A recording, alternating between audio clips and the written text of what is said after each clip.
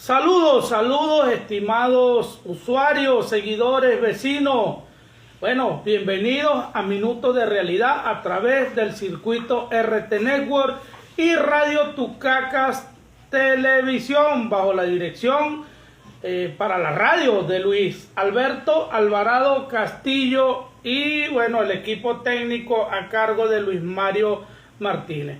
Mi invitado de la noche de hoy, el economista Federico Alves, egresado de la Universidad Central de Venezuela y de la Universidad de Harvard en Estados Unidos. Conversaremos un poco acerca de la economía acá en nuestro país.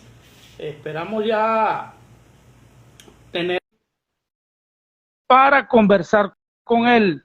Bueno, por supuesto, toda su Federico Alves a Minutos de Realidad.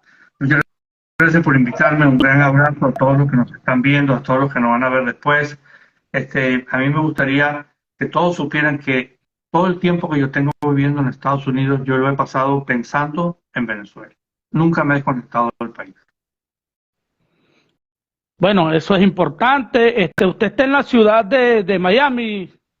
No, estoy al norte, en la ciudad de Tampa, cerca de la ciudad de Tampa, donde se llama Clearwater Beach, que es la playa de Tampa, mejor dicho.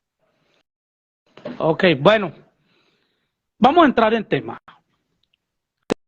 Cuando el barril de petróleo estaba en $150, usted predijo que en Venezuela no habría gasolina. Entonces, bueno, yo miraba aquí Nostradamus, ¿no? Es Federico Alves, economista egresado de la UCB y Harvard. Cuéntenos, ¿en qué se basó para esa predicción? Eso estaba de anteojito para que todos los que conocemos la industria petrolera, porque fíjate, yo trabajé, antes de graduarme economista, yo tenía otra carrera relacionada con la ingeniería civil, y yo trabajé, por suerte, tuve la experiencia de trabajar para la compañía Fluor, en Punto Fijo, que estaba construyendo las más grandes refinerías del mundo, que era Amoay. Y luego trabajé para otra empresa muy grande que se llama SADE, y después trabajé para Tecnoconsult como analista de costos. En fin, fui partícipe de la reconstrucción de la industria petrolera que fue a finales de los años 80, entre el 78 y el 81. Entonces, yo sabía, ¿no? Porque había trabajado en eso y programado proyectos, yo hacía control de proyectos, hacía programación de proyectos, que es donde uno asigna los recursos a una obra con una curva para que la gente no entre un día y la boten al otro, sino que vaya todo subiendo y de a poco terminando. Las refinerías duran 20 años. Después son tan caras de mantener que mucho más barato construir otra. Pero la refinería que cuesta, por ejemplo, $20.000 millones, tienes que gastarle al año unos 1.500 millones de mantenimiento. Si no lo haces, esa refinería dura 7, 8 años y se apaga. Y si llega a haber un accidente mayor, esa refinería se acabó. Entonces, yo sabía que el gobierno no estaba invirtiendo en mantenimiento de la refinería. Todo el mundo lo sabía. ¿Por qué? Porque no pagaban una cuenta. Es decir, todos los amigos míos que estaban en la industria petrolera, las compañías internacionales, porque yo trabajo con empresarios muy grandes, me comentaban lo mismo. Le despaché a PDVSA $50 millones y no me han pagado un centavo en 2 años. Y la gente quejándose, bueno, yo conozco gente que hasta se suicidó porque no le pagaban. ¿Eso sucedió en qué año? Eso fue en la época que salió el artículo, hace muchos años, cuando estaba Rafael Ramírez, porque ellos tuvieron una política en PDVSA como de malandro, es decir, ordenaban equipos y tubos y válvulas y repuestos para la refinería y nunca pagaban una cuenta, no les daba la gana pagar. Inclusive no solamente ellos, Corpoelec hicieron lo mismo, tuvieron como una etapa de crimen organizado.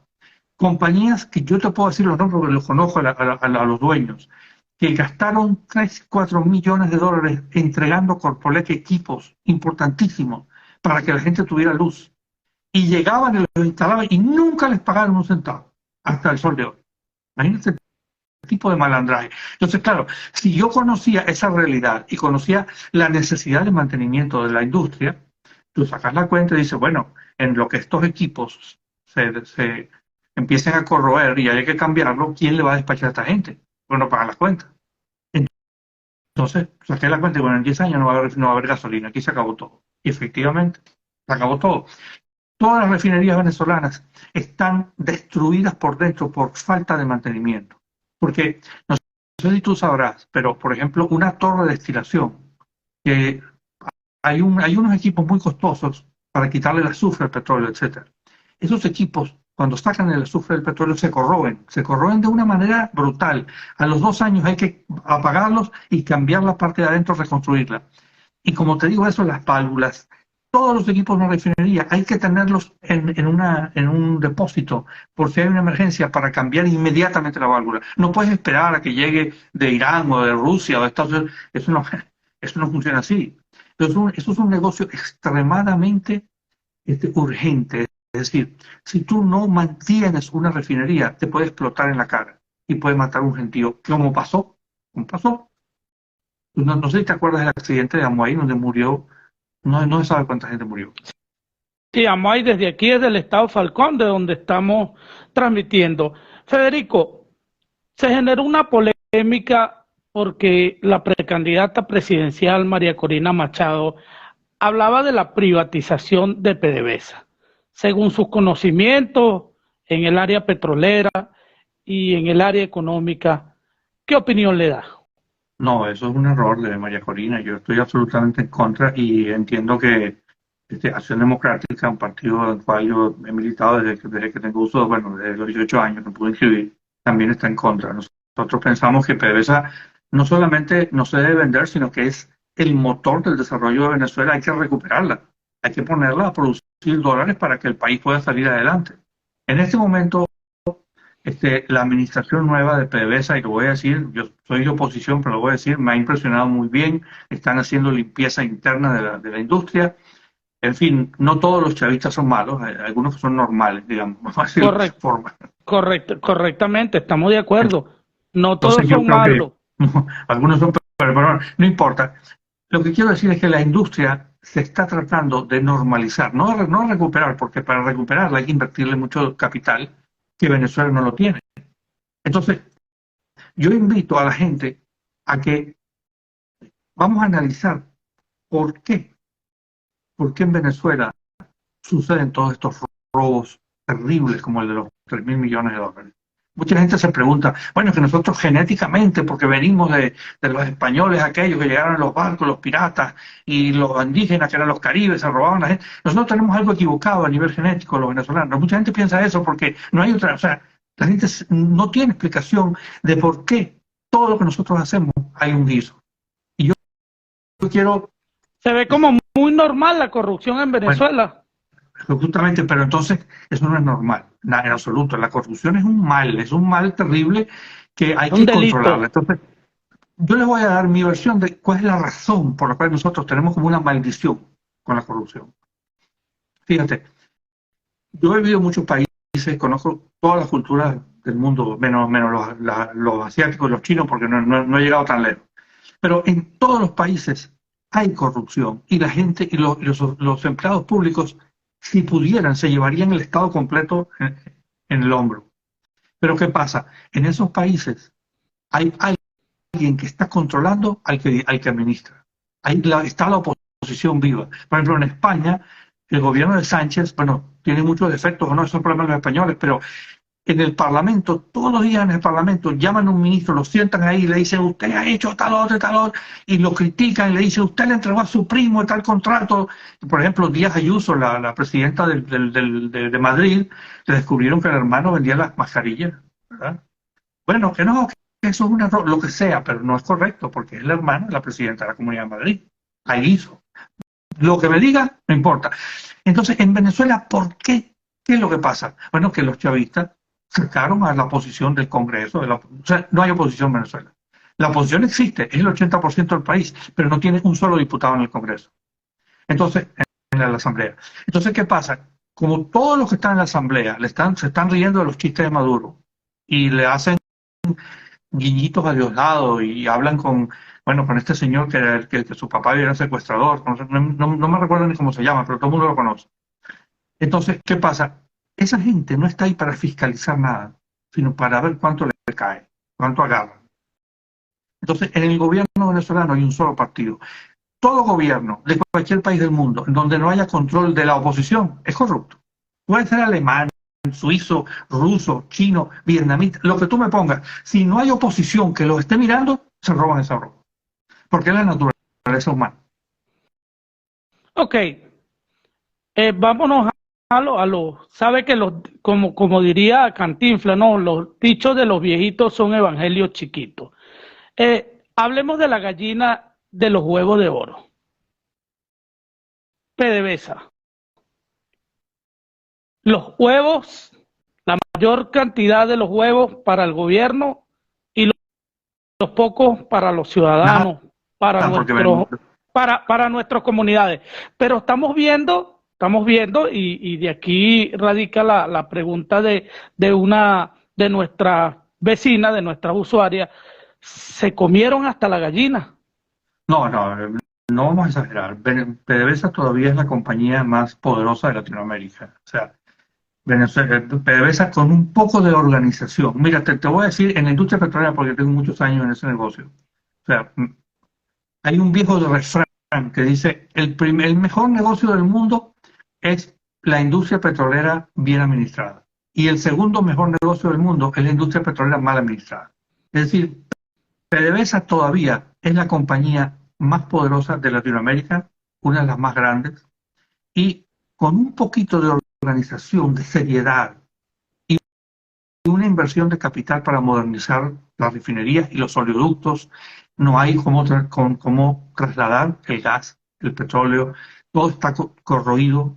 O sea, si nosotros consiguiéramos un préstamo de la Reserva Federal Norteamericana, o sea, del Estado norteamericano, por 100.000 millones de dólares, pagadero a 10 años, con el compromiso de venderles el petróleo a cambio, que se puede lograr. Yo puedo levantar un teléfono y empezar a llamar a gente en Washington y conseguir eso. Es decir, aquí no es nada difícil porque Estados Unidos está en guerra, necesita petróleo y nosotros tenemos petróleo. Ellos no pueden financiar la reconstrucción de PDVSA sin ningún problema. Lo que pasa es que tiene que haber un acuerdo político porque los Estados Unidos nunca van a apoyar o financiar un gobierno que está en contra de ellos, como el gobierno de Nicolás Maduro. Él tiene que bajar la retórica y llegar a un acuerdo político con la oposición, lograr unas elecciones libres y demostrarle a Washington que él no es enemigo de Washington, para que los americanos digan, bueno, vamos a meterle la mano a Venezuela. ¿Cómo lograr eso? Bueno, hay que hablar con el señor que está en Miraflores, que se baje de esa nube. A nosotros no nos van a ayudar nunca los rusos, ni los chinos, ni los cubanos, ni los iraníes. Esos son países fracasados. Yo no sé si tú sabías, por ejemplo, que el Producto Territorial Bruto de Rusia es menor que el del estado de Texas. ¿Tú conoces el estado de Texas en Estados Unidos? Bueno, esa gente produce más plata, el estado de Texas, que toda Rusia. Que Rusia completa. Entonces, ¿cómo nosotros vamos a abandonar un país como Estados Unidos, que tiene la economía más grande del planeta, y pegarnos debajo de la sombrilla de un país fracasado que además es tan fracasado moralmente que invadió a sus vecinos que son primos? Porque, es decir, Rusia y Ucrania son como Venezuela y Colombia.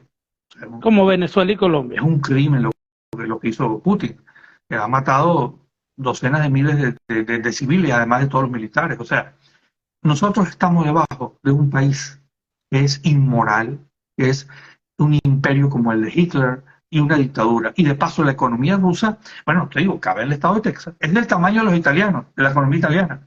Dime una cosa, todo el mundo sabe que Italia es el país que está a la cola de Europa. Bueno, España creo que va por detrás, pero bueno, están los dos ahí. Y la economía rusa es el tamaño de la economía italiana. Entonces ese es el protector de Maduro y de Venezuela. Cuando tenemos a 2 horas y media de vuelo, el país más poderoso del mundo. Entonces, ¿te das cuenta de la locura que cometió Chávez y cometió Maduro de alejarse de la estabilidad y del poder norteamericano por ninguna razón? Porque ¿qué nos hizo Estados Unidos nosotros los venezolanos para que Chávez le tuviera tanta rabia?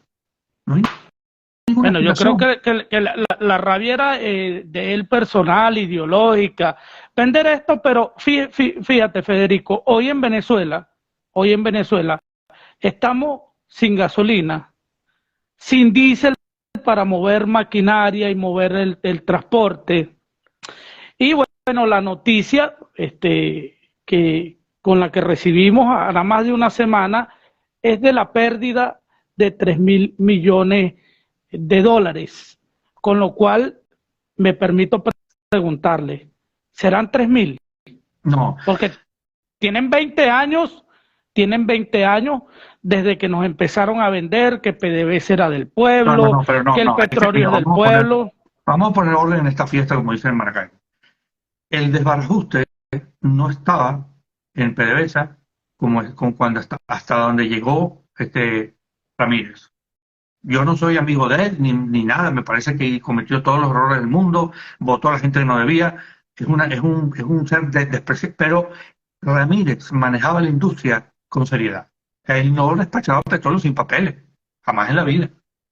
Cuando sacan a Ramírez de la industria, Ramírez le entregó a Chávez 700.000 millones de dólares en dinero para la revolución. Pero él lo vendió. O sea, el tipo conocía el negocio y lo mantenía funcionando. Y él invertía 10.000, 15.000 millones todos los años en mantener a la refinería.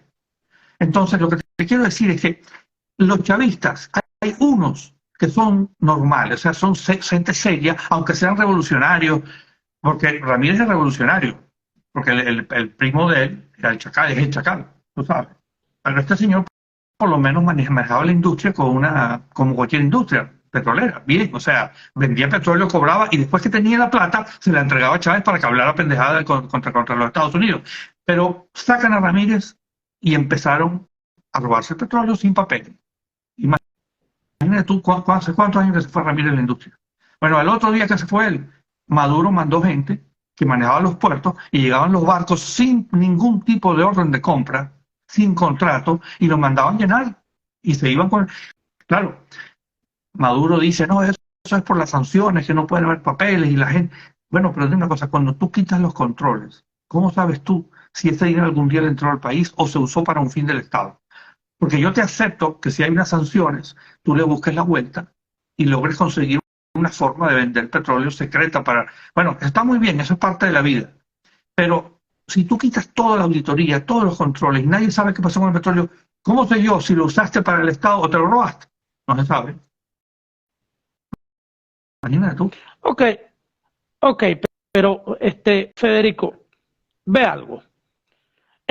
Eso estamos hablando de la materia del petróleo, pero muchos nos hacemos la pregunta, Venezuela recibe dinero por comisiones de Sudeban,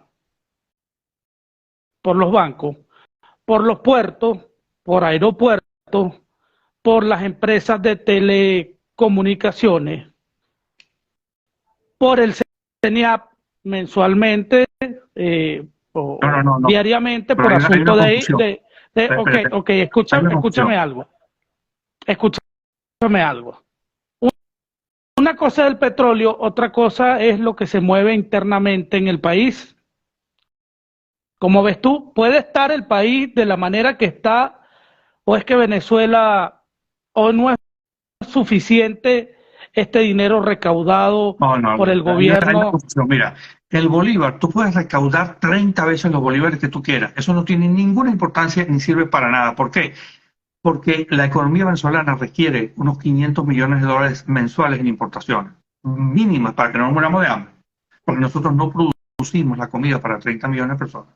Entonces, lo que dé el señal, todo lo que sea bolívar, circulación interna, eso no tiene la menor importancia. La única empresa que aporta dólares para poder importar cosas es PDVSA, no existe otra, ninguna. Ya no se exporta aluminio, ya no se exporta hierro. El oro se exporta, pero pero ellos se lo llevan. No se sabe dónde está. O sea, el oro es un rubro de exportación que parece mentira, produce más dinero en este momento que PDVSA. Pero como lo maneja Nicolásito a través de Turquía, entonces yo no sé si ese dinero le volvió al país se lo quedaron en Dubái, en Turquía. ¿Cómo tú sabes? Ahí está el problema. Lo que necesitamos es recuperar PDVSA para que ese dinero le entre al Banco Central y con eso podamos aumentar el sueldo de la gente, porque la gente tú le aumentas el sueldo en bolívares y va y compra dólares, no ellos, pero los importadores compran dólares. Si no hay dólares, el precio del dólar sube cuando hay muchos bolívares. Entonces es un círculo vicioso. Realmente la moneda verdadera de Venezuela es el dólar, no es el bolívar. Esto es como un fantasma que la gente le pone en la cara para engañarlos, como una zanahoria a un caballo. Pero siempre que tú piensas en lo que gana la gente, tradúcelo a dólares para que lo puedas entender. Un maestro, por ejemplo, con 2 títulos, saca por quincena $11. ¿Cómo puede vivir una familia con ese dinero? Ok, ellos también nos venden, fíjate algo, Federico, el gobierno vende de que a causa del bloqueo de las medidas coercitivas, se ha venido agravando la crisis. También le han alegado en muchas cadenas televisivas que el dólar criminal atenta con la economía, pero cuando nos ponemos a comparar el dólar paralelo con el dólar oficial del BCB, un bolívar de diferencia. Claro, el gobierno utiliza todo ese problema de las sanciones para tratar de quitarse la responsabilidad. Pero fíjate, ¿por qué le pusieron sanciones a Maduro? Porque antes del 2018 no había sanciones. Resulta que la comunidad internacional llegó a la conclusión de que Maduro no es presidente. Entonces, si Maduro no es presidente legalmente porque no ganó una elección legal, ¿quién es el presidente? No hay. Entonces, ¿por qué le pudieran permitir a Maduro cobrar esos reales si no es el presidente de ningún país? Primero te lo van a ti o se lo van a Guaidó o a otro, porque ¿cuál es el presidente? Entonces, eso es un error de nosotros los venezolanos, que no hemos sido capaces de poner un presidente legítimo a manejar la finanza del país. Mira, a mí no me interesa quién es el presidente. Si es Maduro, Diosdado, que pongan al que le dé la gana, pero que gane sus elecciones. Porque entonces yo llamo a Washington y le digo a Biden, mira, Biden, ganaron los chavistas, eso no es problema tuyo, déjenlos tranquilos. Pero el problema es que no quieren ganar elecciones, no quieren medirse en elecciones. O sea, ganaron una elección con Chávez hace 20 años y quieren vivir todavía de eso. No quieren someterse al pueblo. O sea, el pueblo no tiene... Esta broma es de ellos. Ellos piensan que esto es de ellos y se lo llevaron para la casa. ¿Qué haces tú con gente que cree que el país le pertenece porque ganaron una elección hace 20 años, más nunca permitieron elecciones libres? Ah, ahí está el problema. Porque a Capriles se la robaron también. Sí, según esa visión, ¿cómo ve Federico el proceso que celebrarán los factores democráticos este 22 de octubre? Bueno, mira, que gane el mejor. Yo apoyo a Carlos Prosperi, que es el candidato de AD, pero el que gane, ganó, y ese es el candidato de la oposición, sin ninguna reserva. Le vamos a meter todo el apoyo que nosotros podamos darle. Pero yo soy pesimista de que Maduro y Diosdado permitan que ese candidato X, cualquiera sea este, compita con ellos. Porque ellos saben, de alguna forma, de que son una minoría muy, muy, muy pequeña, yo diría un 20 o 15%. Y ni siquiera, porque si tú a la gente, a los chavistas que cobran el club, si tú lo pones a votar en secreto y ellos ven que hay una oportunidad de cambiar de gobierno, ¿quién sabe cómo van a votar? No sabemos. Porque la gente vota con el hambre, pero si la votación es secreta y limpia, la gente puede decidir votar por otra persona, no sabemos. Entonces yo creo que el chavismo al final va a dar un palo a la lámpara, como se dice popularmente, y va a ser muy difícil sacarlos en el 2024. Entonces la crisis seguirá, porque los americanos no van a quitar las sanciones mientras Maduro esté ahí. No importa que él diga, mira, él puede vestirse de San Nicolás y hablar en inglés y decirle, hey Biden, I'm your friend, pero hasta que tú no des elecciones libres, no te vamos a quitar las sanciones. Bájate de esa nube. Y él como que no entiende eso. Él cree que los americanos están puestos ahí por el gobierno, como él, o sea, de gratis. No, Estados Unidos es un país muy serio. Este señor tiene que ganar sus elecciones para que lo consideren presidente. Si no, ¿sí? Y puede seguir el que venga, pueden seguir pasar 20 años, 30 años, y los americanos van a seguir bloqueando a Venezuela. O sea que vamos a pasar hambre nosotros, nuestros hijos y nuestros nietos, como los cubanos. ¿Cuántos años tienen los cubanos sufriendo? Desde 1960 60. Imagínate tú. Más, Venezuela más, puede llegar al más, final del más de siglo. medio siglo. Bueno, nosotros podemos llegar perfectamente al final del siglo pasando hambre. Bueno, el país se va a despoblar porque ya se fueron 7 millones. Si en el 2024 no hay una salida, se pueden ir 10 millones más. La gente está ganando $10 cada 15 días, los que ganan más. ¿Cómo pueden vivir esa El, gente? el que gana más. ¿Cómo podemos vivir aquí? Bueno, aparte de los servicios públicos colapsados, bueno, son muchos temas, pero Federico, ¿qué decirle al ciudadano No, común, al voten. La ciudadano de única aquí a pie? oportunidad que ustedes tienen es ¿Cuál es votar. la Voten, esperanza? movilicen, Solamente que votar. voten. Mira, no, ustedes pueden ir a protestar en Miraflores todos los días, él no les va a parar nada. Y si se ponen No, muy, no, por muy violentos, les supuesto. pueden mandar a la Fuerza Armada y Preso. matarlos a todos, porque ya lo han hecho. O preso Pero cuando vamos corre. cuando te va muy bien preso. Cuando sales bien preso. Y tienes que tener suerte de que no venga un fiscal, porque los fiscales son más corruptos que los malandros. Yo digo con toda propiedad, la fiscalía y los jueces son más corruptos que los malandros. Yo prefiero caerme bueno, tomarme una cerveza, no voy a decirlo, no voy a hablar tan coloquialmente. Yo prefiero ir a Katy a un bar y tomar una cerveza con unos malandros que con cualquier policía y con cualquier fiscal, porque esa gente está viendo lo que tú tienes para quitártelo. Y ellos no están ahí para administrar justicia, sino para extorsionar al que tiene con alguna excusa. Ese es el problema que tenemos. El sistema de justicia es tan corrupto que la gente no sabe quién es más criminal, más peligroso, si los que administran justicia o los que la reciben. No sabemos. Entonces, eso hay que arreglarlo. El fiscal actual, que yo lo conozco personalmente, o sea, él es una persona que era un poeta. Él no es abogado, pero él realmente es un poeta en lengua árabe. Él no controla su fiscalía, porque todos los fiscales que están ahí, si uno los revisa con lupa, tienen un caso donde agarraron dinero. ¿Ah? ¿Y cómo hacemos?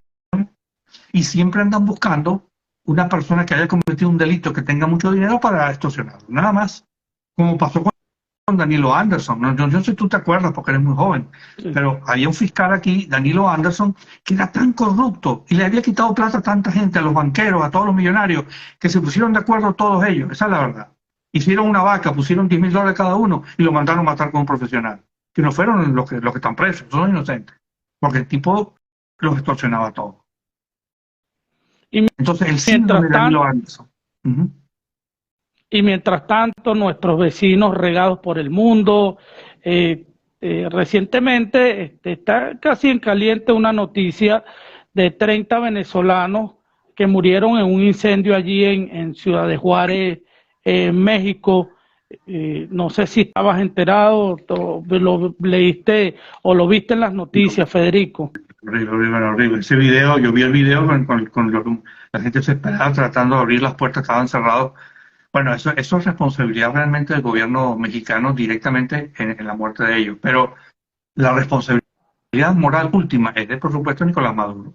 Porque él no le interesa que los venezolanos pasen hambre, porque él no va a otorgar una solución política que permita que los americanos recuperen PDVSA, porque la única forma de recuperar PDVSA es que le empezamos a vender a los americanos otra vez. Primero que todo, los yacimientos de PDVSA son de petróleo extrapesado, y los únicos que tienen esa tecnología son las compañías grandes americanas. Es decir, tenemos que trabajar con ellos 50-50. No hay otra manera. Chávez lo hizo, Ramírez lo hizo, él logró, él engañó a los americanos, los trajo, los puso a trabajar, sacaron, licuaron, instalaron todos los equipos ultramodernos, inyectaban vapor, licuaban el petróleo pesado, lo limpiaban, lo mezclaban con petróleo liviano y lo vendíamos carísimo.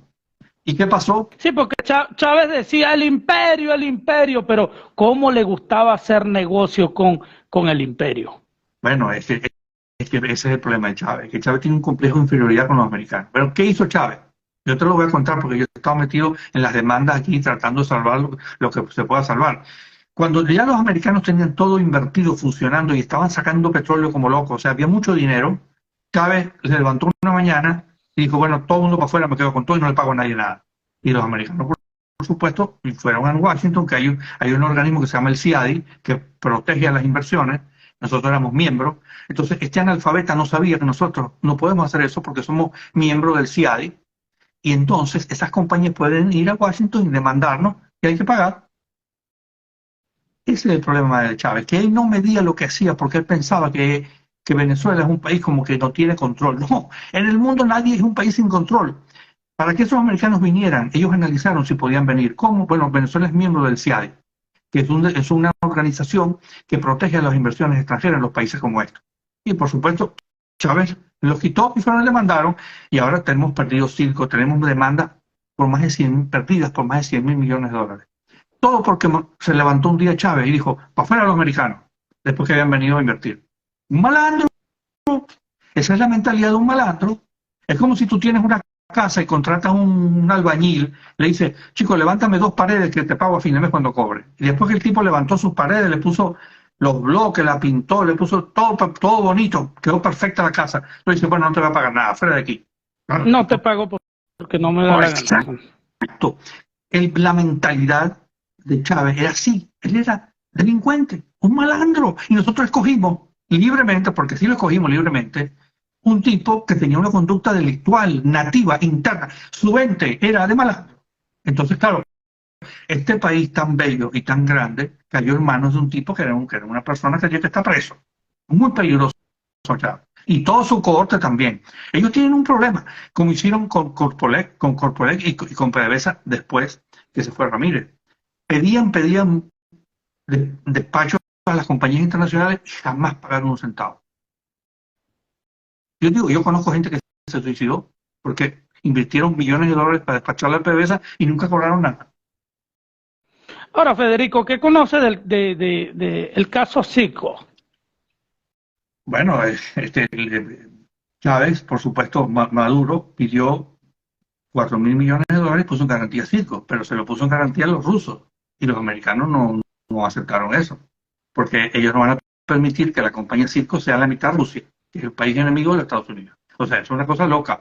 Bueno, ahí también se equivocaron los rusos, porque si los rusos pensaban que iban a apoderarse de la refinería Citgo, eso es una cosa que no sé dónde la sacaron, imagínate. ¿No? Bueno, entonces los americanos, por supuesto, paralizaron.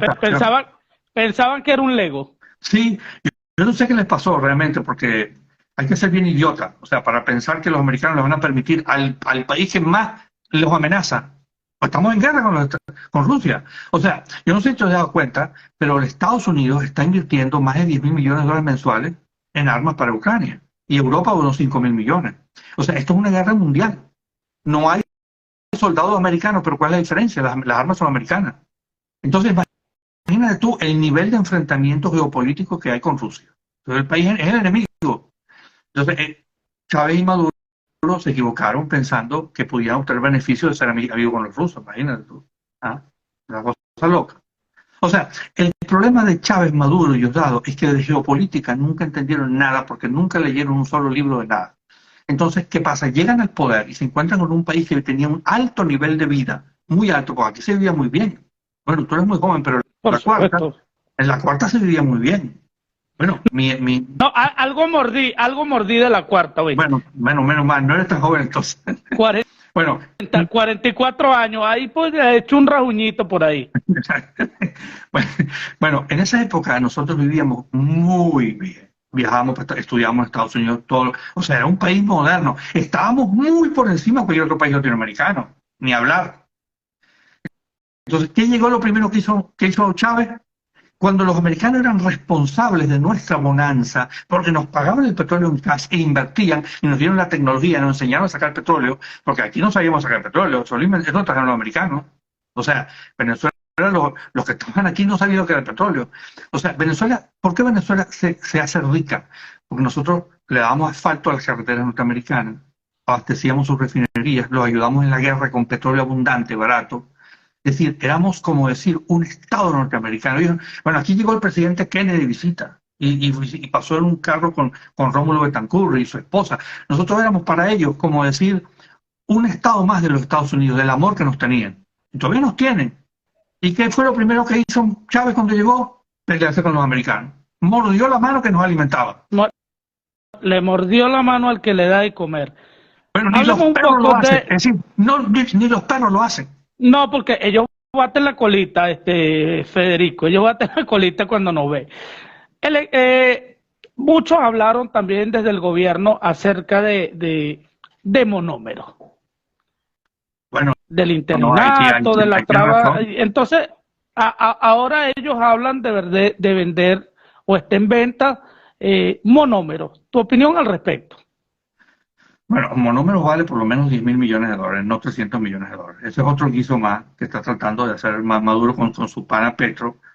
Y Petro es muy inteligente. O sea, yo no critico al presidente Petro, porque si a mí me regalan monómeros por 300 millones, pero es que, perdóname, por 300 millones yo consigo la plata aquí en 24 horas.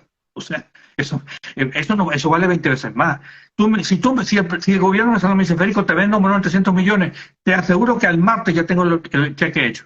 Eso vale 20 veces más. Cualquier fondo de inversión me da la plata.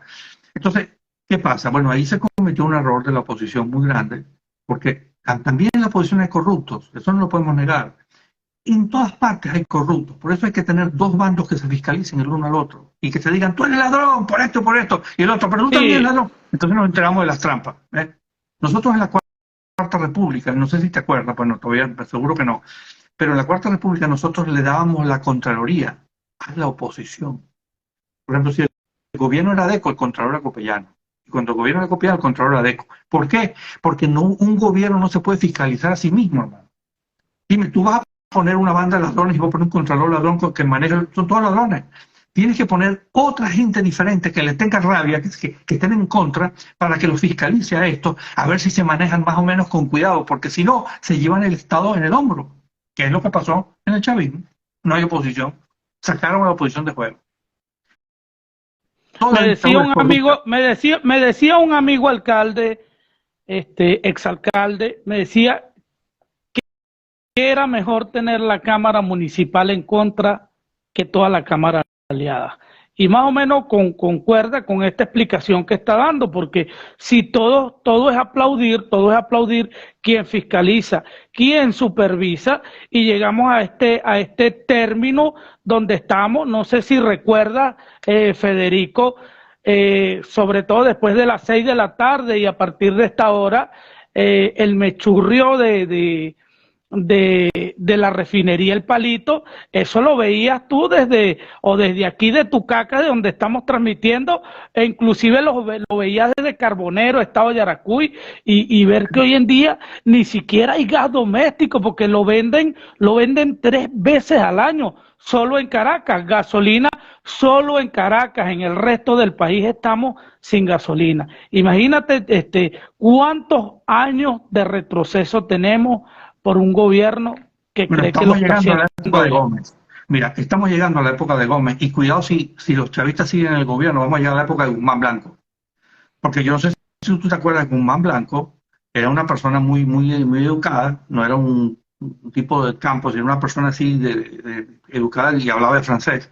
Y él impuso la educación obligatoria hasta sexto grado, creo que era, en todo el país obligatoria. O sea, tú tenías un hijo en un caserío y el Estado ponía una escuela y tú tenías que mandarlo, te llevaban preso. Plan de Machete. Y la gente tuvo que llevar a los hijos a estudiar. Bueno, llegará un momento, si no se van los chavistas, que vamos a volver a 1870. ¿Por qué? Porque la gente no va a poder ir a la escuela. ¿No? Es que no van a poder.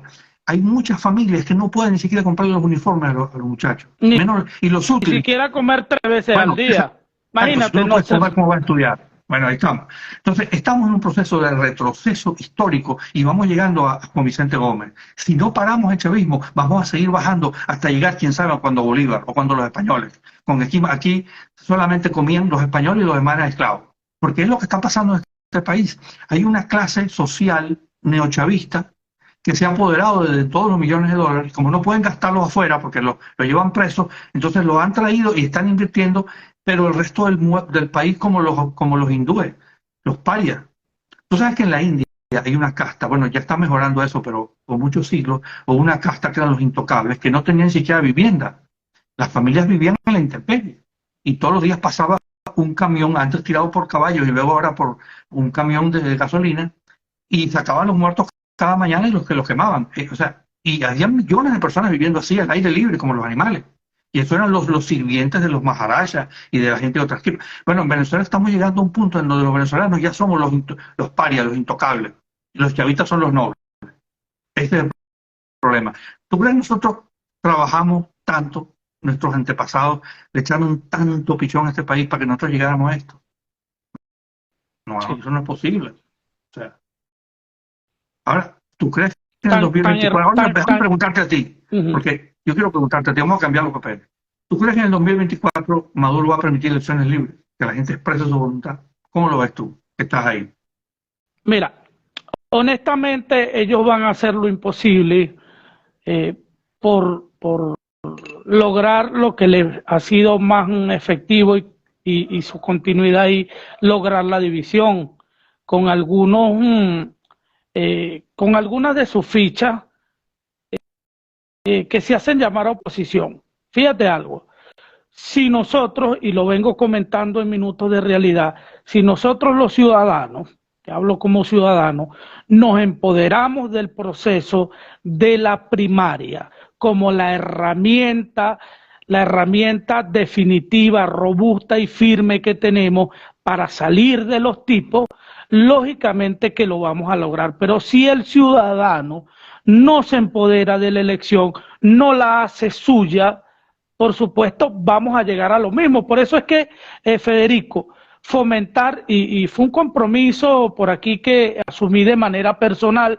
con la venia del director de la planta, el licenciado Luis, de darle la mayor amplitud y cobertura a lo que es el proceso de la primaria. Lo hice en vivo en una entrevista similar a esta con el doctor, perdón, Jesús María Casal, porque es que, fíjate, yo quise llevar la entrevista, lamentablemente, o para bien, vamos a volver a invitarlo, por mucha pregunta de los vecinos, no porque seamos ignorantes, no porque no comprendamos las cosas, sino que muchos vecinos quieren entender, por ejemplo, el por qué controla alguien desde un computador,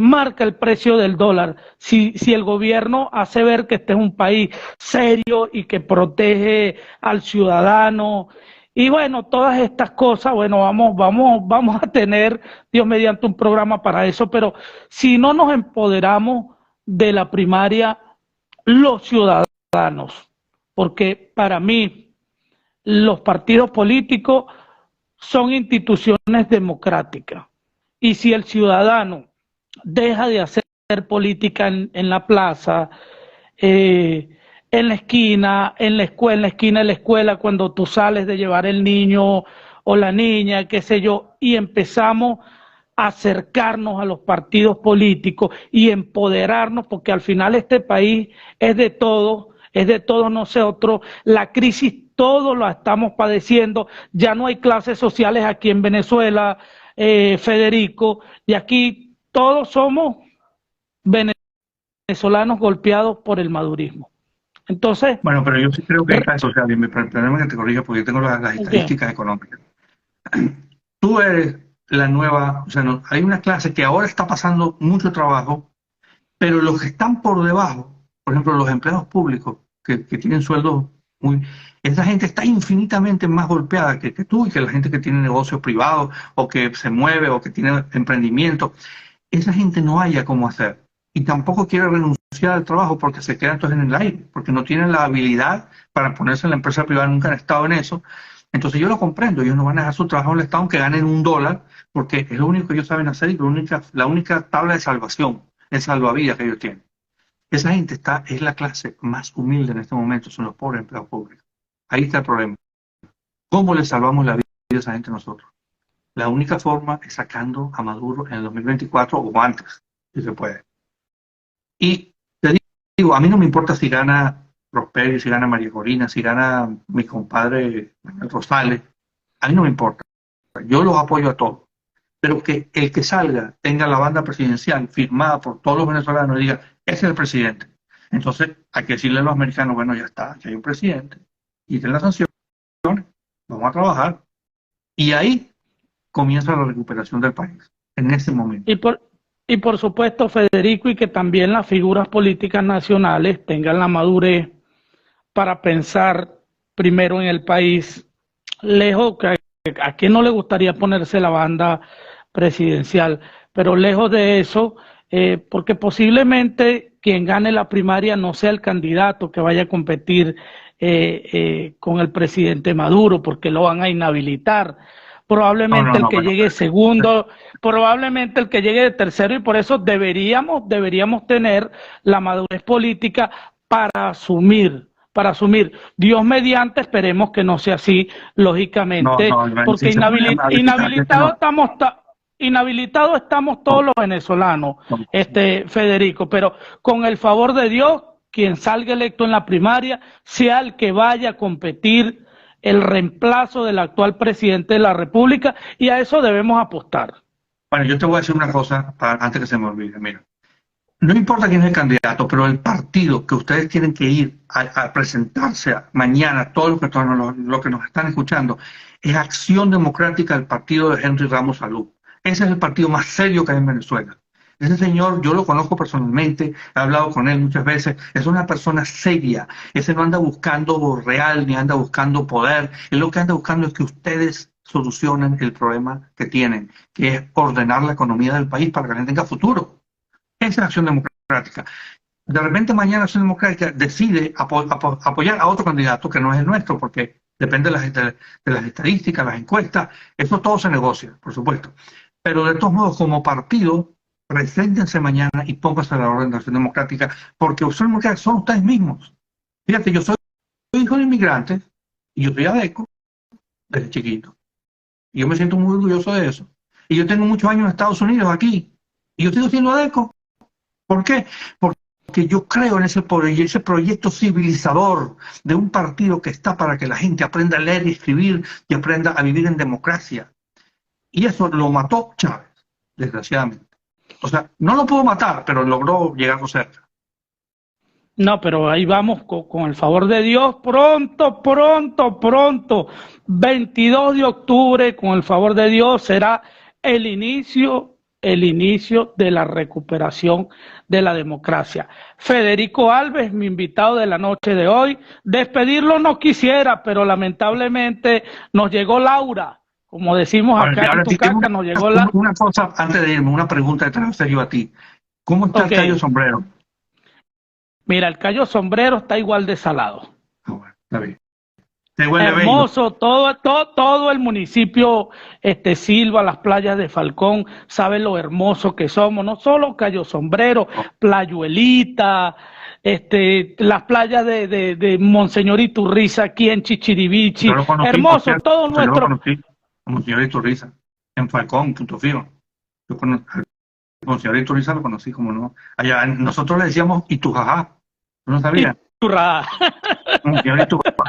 Sí, muchos cuentos sobre eso, sobre él. Entonces, eso es lo importante, Federico, y lo bueno. Mira, como tú eres tan pana de Ramos Alú, dile que Minutos de Realidad le va a través de su persona a dispensar una invitación para que conversemos. No. Mira, te voy a decir la verdad, que tienes que hablar con Prosperi, porque Ramos Alú no está aspirando a nada. Nosotros tenemos un candidato en la calle que se llama Carlos Prosperi, que es una persona muy preparada, es un empresario del campo, no es una persona que fue empleado público, él es un hombre que tiene su hacienda, produce carne, un hombre de trabajo del pueblo. Mira, Prosperi anda muy ocupado porque el licenciado Luis Alvarado, mira, le ha reventado el teléfono y nada que lo atiende. Va echando una ayudadita ahí para que él también... Tienes que hablar, ¿sabes con quién? Con Carlos Zambrano, que es el diputado de Lara, que es muy amigo de él y muy amigo mío. Y tú le dices a Carlos, mira, Federico me pidió que me hicieras un puente para llegar a Carlos Prosperi y él te lo consigue. Y hay una persona ahí que yo tengo una periodista que trabaja conmigo, que trabaja en Lara, porque yo tengo una especie de medio de prensa en Twitter. Y tengo una licenciada que se llama Gabriela Urrutia, que es muy amiga del diputado Zambrano, y Gabriela Urrutia quizá ella tiene suficientes contactos para conseguirte la entrevista. Ella es muy conocida en el estado Lara y está en Twitter también. Esta licenciada te puede arreglar eso y conseguirte entrevistas con gente muy importante, porque tiene mucho control de los medios en Venezuela y de la política. Sí, por supuesto, porque Radio Tucacas Televisión es una excelente plataforma y como le repito, primaria. Vamos a impulsar la primaria. Federico, un placer haber conversado contigo. Esperemos una nueva oportunidad. Minuto de Realidad está al servicio de nuestra gente y al servicio de ustedes, para que ustedes informen de la realidad que en algunos medios o en la mayoría de los medios de comunicación venezolana no la dicen. Un placer, Federico. Hasta luego.